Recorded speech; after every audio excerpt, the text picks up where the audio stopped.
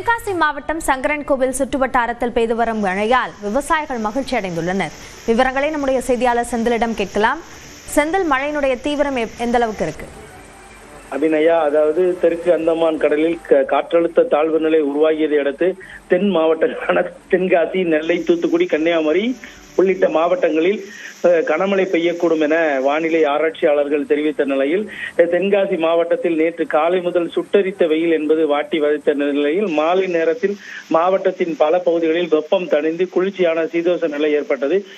இந்த சூழலில் இன்று காலை முதல் சங்கரன்கோவில் சுற்றுவட்டார பகுதிகளான புளியம்பட்டி, அழகாபுரி, களப்பாக்குளம் மற்றும் பாவூர்சத்திரம், ஆலங்குளம், சுரண்டை, செங்கோட்டை, குற்றாலம், கடையம் உள்ளிட்ட மாவட்டத்தின் பல பகுதிகளில் தற்போது மழை என்பது பெய்து வருவதால் அதாவது குளிர்ச்சியான சீதோஷ நிலை என்பது ஏற்பட்டுள்ளது. மேலும் இந்த மழையின் காரணமாக சங்கரன்கோயில் சுற்றுவட்டார பகுதிகளில் மக்காச்சோளம், கம்பு, திணை, உளுந்து, பாசிப்பயிர் உள்ளிட்ட மானாவாரி பயிர்கள் பல ஆயிரம் ஏக்கரில் சாகுபடி செய்யப்பட்டுள்ள நிலையில் இந்த மழையின் காரணமாக விவசாயிகள் மகிழ்ச்சி அடைந்துள்ளனர். அபிநயா, விவரங்களுக்கு நன்றி செந்தில்.